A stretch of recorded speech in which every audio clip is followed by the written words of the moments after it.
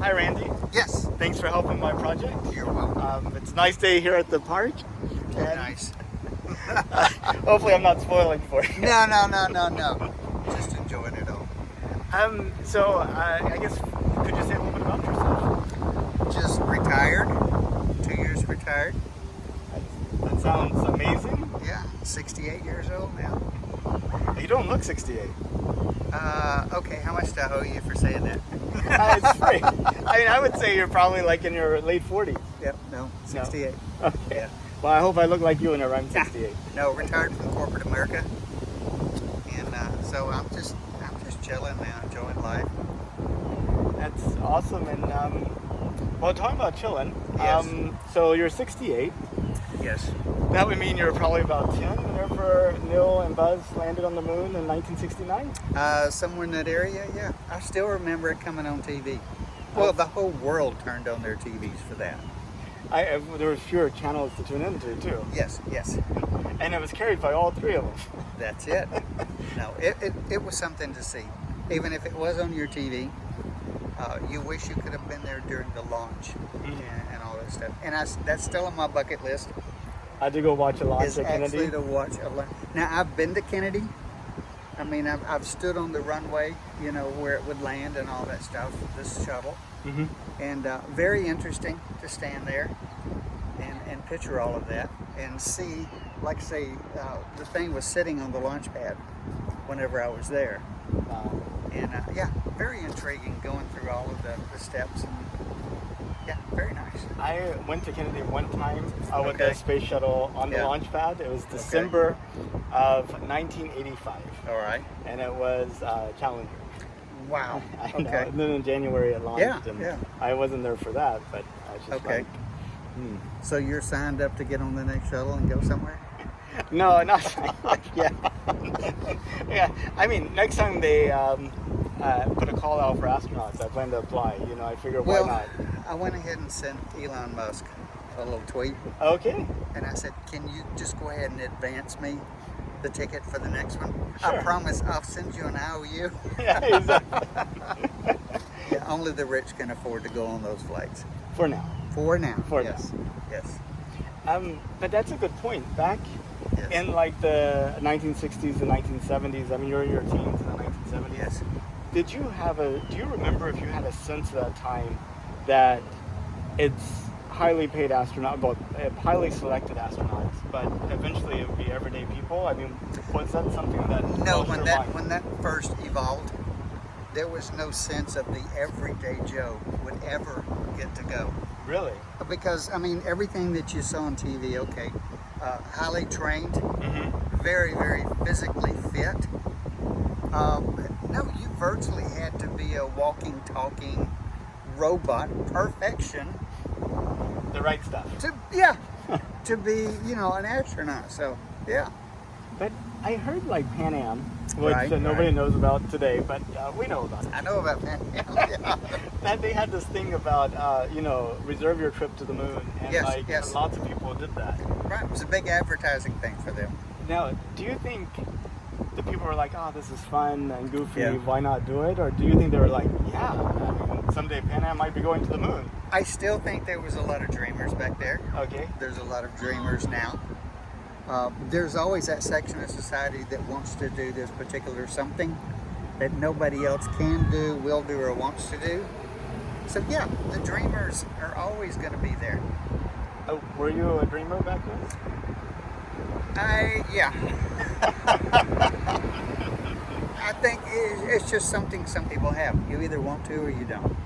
Some people are very satisfied with their little, bucket life sitting in the square, Mm-hmm. and they never want to color outside that square. That's true. I've always said there's no square, or at least there's one side of it missing. Sure. Yeah. That way you get out and walk around and look got on the it. sides of the square. You got it.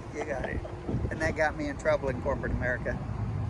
They want you to function within the square.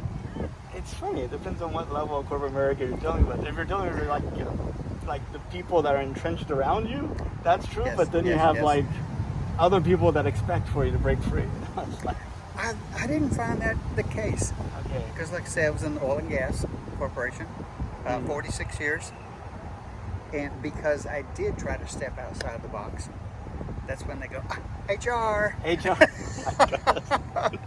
So they really want you to conform, unless you're one of the chosen few that they put their arms around and say, okay, we're ready to break you out. But not everybody can go. Sure. That's got to be frustrating. Very frustrating. But you deal with it. Life goes on. And I think the older you get, the more you just say, you know what, let it go. Let it go. I find some place that works for me. Do what you can do and move on. That's true. Yeah. So 1972 was the last time we went to the moon. Yes. What did you think about that? Were you aware of it? I always watch everything that's out there, especially science, techie, all that kind of stuff has always interested me. So did the stars. I mean, I've sat there. I lived in Galveston for a while, and I'd go down to the end of the beach when they would have, the meteor showers, and sit back there and watch that all night long. And as a kid, you have the cheap telescopes. Sure. But you still look up at the moon and you go, wow, what would it actually be like to get there? Right. Yeah. I wouldn't even have to step on the ground. Just be close enough to where you can see up close what you're seeing from down here. Maybe I just go in orbit and come back. That's it. Of course. I could do that. We always do a little bit, and then we want a little bit more. I want to. Yes. I want to put my feet on it. Right. I want to take a rock back with me. Right. I want to build a moon castle. Yeah. But no, I have nothing but admiration for anyone that's in that business, whether it's the ground crew, anybody that's actually on the flight or whatever. It's a very cool organization. Did you know they're planning to send people back to the moon? No. Well, they had a test flight last year of the rocket and the capsule. But budget-wise, every year they still want to reach in there and grab that budget and then go, we're going to cut it back. I think this time is the best chance yet. Well, I think it's because the rest of the world also is jumping in on the true. space program, and America has never wanted to be last man. We've always wanted to be the first. But now, because our government is just kind of pulling back that program, everyone else is expanding and going, Right. oh no, we're going to be the first. They'll fill the gap. Yeah. Which I don't think is bad, because every time you go, every time there's another flight, you gain more and more experience. And I just think we all should be working together on that. Every country in the world. And whenever Neil and Buzz land on the moon, I guess Right. Neil said, I took this step for all mankind. Right. But it was strictly the American program. Thank you. And then this time, it's like an international program. Yeah. Like Europe's doing part of it, and Japan and Canada are doing part of it. And But who would not want to be on the space station? absolutely. Oh my God. That's got to be incredible. I would do any job that they wanted Just to go. just to stay up there. I don't want to be here. I want to go there. Float around for a bit and Yeah, see just the Earth. yeah. I don't think you would want to come back if you got up there. It's a whole new world. There was one astronaut that was supposed to be there only for 6 months, and Okay. then his spacecraft got a leak in it, and then Yeah. he ended up staying there for over a year. Okay. He might be the exception. Yeah, I mean, yeah. We know what happens. Yeah. It's like, oh, long. Hey, honey, I'll be late from. Thank you. Yeah. It's only going to take me 4 light years to get home, but I'll be there. keep dinner warm. Exactly. I love it. When you think about the future of humanity, like 200 years out, Yes. do you think we're actually living on multiple planets, or is it just only here on Earth? No, we got to be on multiple planets. Okay. There's no way about it. We're burning up our resources faster than I think any other time that this Earth has been around. No, we've got to stop that. And we're not going to stop it because there's too many people that are so greedy that it's not about resources, it's about money and power. Right. So we got to get to other planets, and we would be stupid not to want to do it. It's not about how much you have, it's about how much more you have. Thank you. Yeah. Yeah. No, I think it would be incredible to have every planet up there populated. That would be wonderful. Oh, it would be one of those things where please let me go back and be 2 years old again, because I want to start over as this evolves. Well, and medical science is changing too, and people are looking into how to reverse aging and things like that. Well, I remember the first time I saw one of the Star Treks, and the doc, moved this wand over people, and it told them exactly what was wrong with them, and all this other stuff. That has gotten closer and closer and closer to being reality, with CAT scans and everything else. It's amazing, yeah. Yeah. I mean, like the pulse oximeter. I mean, Yes. putting this thing on your finger and then, being able to measure your blood oxygen concentration. Yeah. It's just like, and these thermometers, they don't even have to touch you. Thank you. And I still wish they'd go ahead and chip us. Oh, really?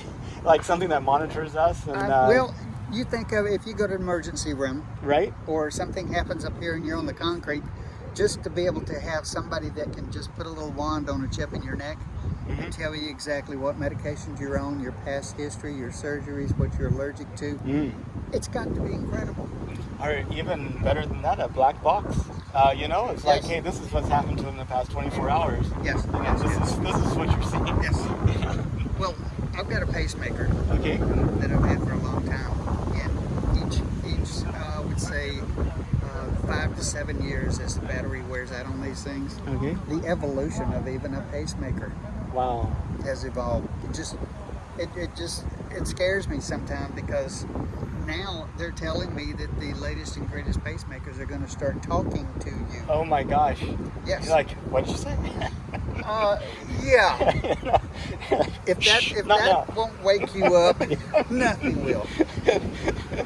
But I think it's kind of incredible that it's gotten to a point to where technology is going to allow these things. And once AI kicks in 100%, and we take the idiots out of the equation and let the actual computers do the talking and the thinking, I'm ready for it.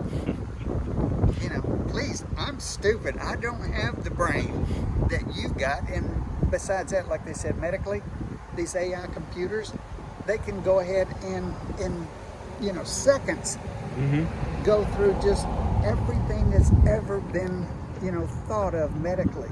Right. And what's trending across all these other hospitals and everything. So what may take a physician or a group of physicians, days, weeks, months to get an answer to, the AI computer's going to go, give me 30 seconds. Yeah. Here's what's wrong. Give me a second, but I'll take 30 to make you feel better. Yeah, the cost of insurance better go way down, because all of a sudden, all these doctors, you're not having to get involved now. You're right. Yeah. Because the computers are also going to be doing the surgeries and everything else. So. That'd be really interesting. You carry a doctor with you in your pocket, and you're like, I'm ready. We're close enough to having doctors in our pockets now. That's true. I mean, I haven't got it yet, but the ones that do your blood pressure, they keep up with all this stuff, that alert you. Right, and things are going wrong. People have that real-time, blood sugar monitoring, the Dexcoms, and people are wearing like the Aura rings that measure everything. And well, when I was in the 4th grade, I had an Aura ring that you wear that you got out of Cracker Jacks. Oh, really? Did it change colors? It changes based color. upon the heat and mood. stuff. It's your mood ring. Yeah, I remember that too. I thought those were incredible back then. It was. I've still got mine somewhere. Yeah, Cracker Jacks. I mean, that was amazing. You're like, get this box, you're like, what's the toy? Yes. Oh, yeah, that was like Christmas. Yeah. And if you got 2 boxes, it's like, oh, I'm spec. Exactly. No, it's great. But no, I really do. I mean, every time that I'm a dreamer, I've always looked up at the sky, day or night, it doesn't matter to me, and wondered what is out there. And to think that this is all there is, that's stupidity. I know, it's like a little bitty crumb of the universe. Yes. And the way we fight over it. Oh my God, yes. It's like, I mean, that was the real neat thing about Apollo. Instead of us building, we built a lot of nuclear silos and stuff too, but this seemed like a far better way to have global competition. Right. No, I love it. First to Mars. Yeah, yeah.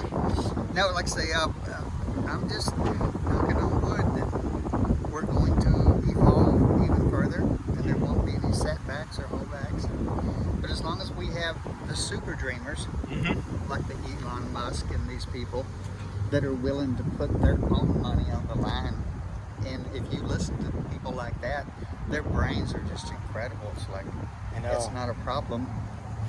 We can come up with a solution.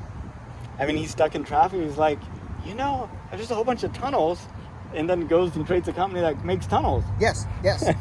I mean, that's the right thing. That sure Yeah. beats. I mean, if the billions of people who were complaining in traffic just took a spoonful of earth out of the thing, Right. we would have tunnels all over the place. Oh my Lord, yeah. No, I have nothing but admiration for these people that not only can think outside the box, but they have the monetary means to go outside the box. And they have that dreamer mindset. That says, no, today is not the end. We need more dreamers. Thank you. How do we get them? The world needs to quit condemning dreamers and support dreamers. Okay. This world is so reality based that now they won't allow the kids, coming up in school, they go, oh no, I want to be a scientist, I want to be an astronaut, like when I was a kid. And they're going, no, quit dreaming. Quit. They actually Yes. say that. That's Yes. true. I have heard that. Yes. I never really paid attention to it, but Grow up and get your union card mm, and work your 40 hours a week. And that's life. it's life. Yeah. You're not allowed to dream. Get a mortgage, pay it off, Yes. retire, go fishing, Yes. give it all to your children. Yes. I had parents that did that to me. Don't dream. That is a waste of your time and everyone around you's time. Wow. That's what kills kids' minds now. Let them go. Let them go. Yeah. Yeah, don't shoehorn them into existing jobs. Yeah. Teach them everything. Give them wonder. Like, Yes. wow. Oh, when you take that out of a kid, you've taken it out of the adult. It's true. Yeah. So don't kick the adult. Don't kick the kid. Wow. AI, it starts out young, and kids are asking why. Yes. Yes. Yes. Yeah, No, I love it. it's fantastic. Yeah. Well, Randy, I really appreciate your time. Thank you so much. I appreciate the time that, like I say, I love the conversations like this. I think people ought to have more of it. I totally agree. Yeah. And I'm glad I got to talk to you. Same here. So anytime you need to step out of reality, give me a shout. Randy's the guy to call. That's it. Well, thank you so much. You're welcome. Thank you.